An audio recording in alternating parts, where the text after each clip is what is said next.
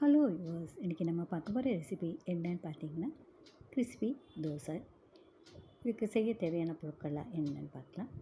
ரவை அரை கப்பு, அவல் அரை கப்பு, கடலை மாவு அரை கப்பு, அரிசி மாவு அரை கப்பு, சீரகம் 1 டீஸ்பூன், சில்லி ஃப்ளேக்ஸ் அரை டீஸ்பூன், மிளகு பொடி அரை டீஸ்பூன், தனியா பொடி அரை டீஸ்பூன், மிளகாய் பொடி அரை டீஸ்பூன், ஆப்ப சோடா அரை டீஸ்பூன், கொத்தமல்லி சிறிதளவு, உப்பு, எண்ணெய் தேவையான அளவு. இதை எப்படி செய்யலான்னு பார்க்கலாம்.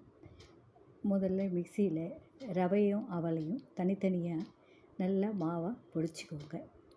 ஒரு பாத்திரத்தில் இந்த ரவை, அவல், கடலை மாவு, அரிசி மாவு எல்லாத்தையும் போட்டு தேவையான அளவு உப்பு சேர்த்து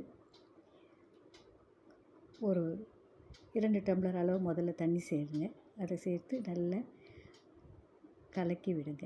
கட்டி முட்டி இல்லாமல் நல்லா கொஞ்சம் நீர்க்க தோசை மாவு மாதிரி தான் கரைக்கணும். ஆனால் கொஞ்சம் நீர்க்க கரைச்சிங்கன்னா நல்ல முருகலாக வரும். அதுபோல் கரைச்சி அதுலேயே இந்த சீரகம், சில்லி ஃப்ளேக்ஸ், மிளகு பொடி, தனியா பொடி, மிளகாய் பொடி, பொடியாக நறுக்கின கொத்தமல்லி எல்லாத்தையும் சேர்த்து நல்லா கலந்து விட்டு ஒரு 2 மணி நேரம் அப்படியே விட்டுருங்க.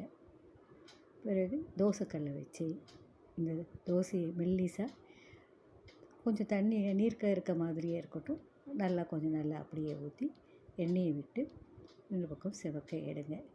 இதுவே கிறிஸ்பி தோசை செய்கிற முறையாகும். செய்து பார்த்துட்டு உங்கள் ஃபீட்பேக் எனக்கு சொல்லுங்கள். மீண்டும் ஒரு நல்ல ரெசிபியில் சந்திக்கலாம். தேங்க்யூ.